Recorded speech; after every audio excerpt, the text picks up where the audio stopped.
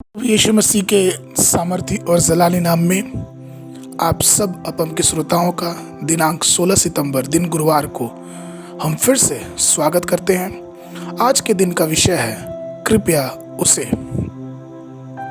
भजन संगीता का लिखने वाला अपने 41 अध्याय उसके 11 पद में इस प्रकार से लिखता है, इसी से मैंने जान लिया कि तू मुझसे प्रसन्न है।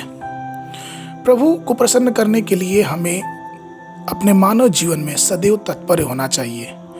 हमारी प्रार्थना हमेशा ये होना चाहिए कि परमेश्वर मुझे वह करने की अनुमति दे जो आपको पसंद हो, या फिर मैं अपने जीवन सिर्फ वो करूं जो आपको भाए।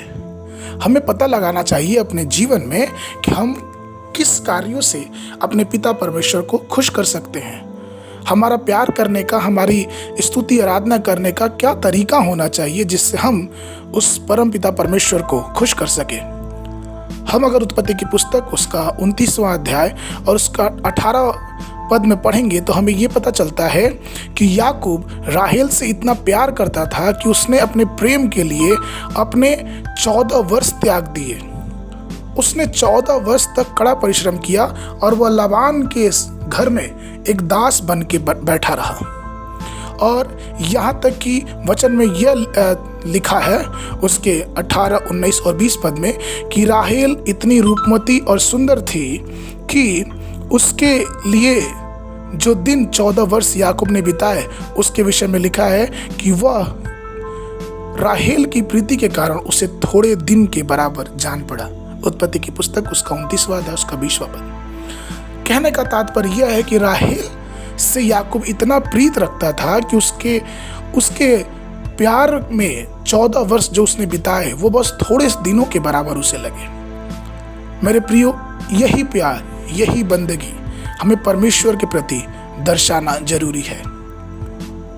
पास्टर रिचर्ड अब्राट जब 14 वर्षों तक जेल में उस प्रताड़नाओं को सहे और सिर्फ इसलिए उन्हें जेल में डाला गया क्योंकि उन्होंने ये फैसला किया कि मैं परमेश्वर को अपना उद्धारकर्ता मानूंगा, मैं यीशु मसीह को खुदा का बेटा मानूंगा। और वो जेल से 14 साल तक रिहा नहीं किए गए सिर्फ इसलिए क्योंकि उन्होंने यीशु मसीह का इनकार करने से मना कर दिया।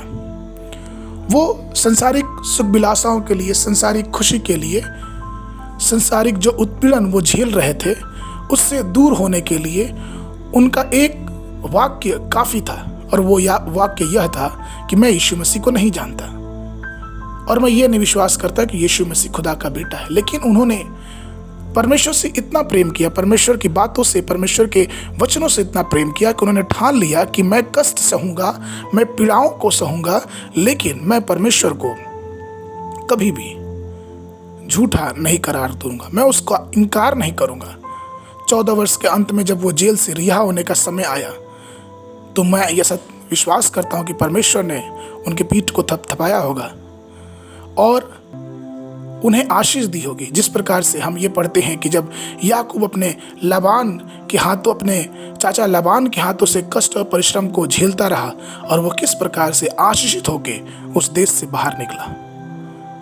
होशे की पुस्तक उसका 12 अध्याय उसके 12वें पद में इस प्रकार से लिखा है, जबकि तूने परम प्रधान परमेश्वर की महिमा के लिए सारी पीड़ा और जुल्म सहे हैं। अगर थोड़ा सा हट के वचन में और आगे बढ़े तो हमें यह देखने को मिलता है कि पिता परमेश्वर प्रभु यीशु मसीह से इसलिए खुश था क्योंकि प्रभु यीशु मसीह ने अपने पिता की आज्ञाओं का स्वेच्छा से पालन किया। दर्द और पीड़ा को स्वीकार करके वो आगे बढ़ता गया। उसके हाथों में कील ठोके गए, उनके पांव में कील ठोके गए, उनको कांटों का ताज पहनाया गया और यहाँ तक कि क्रूस में उसके रक्त की अंतिम बूंद तक नहीं छोड़ी गई। लेकिन फिर भी वो परमेश्वर के वचनों में, उस आज्ञाओं में वो बना रहा। और इसलिए तो फिलिपियों की पुस्तक उसका 2 अध्याय उसके 9 से 11 में इस प्रकार से लिखा है, इसलिए परमेश्वर ने उसे अति महान भी किया और उसे वह नाम दिया जो सब नामों में श्रेष्ठ है, जो स्वर्ग में है और जो पृथ्वी पर है और जो पृथ्वी के नीचे हैं, वे सब यीशु के नाम पे घुटने टेके और परमेश्वर पिता की महिमा करे और हर एक जीव अंगीकार करे कि यीशु मसीह ही प्रभु है। मेरे प्रियो, ये एक आशीष है। जब हम परमेश्वर से प्यार करते हैं, उसकी आज्ञाओं को मानते हैं, तो हमें परमेश्वर और भी ऊंचा उठाता है।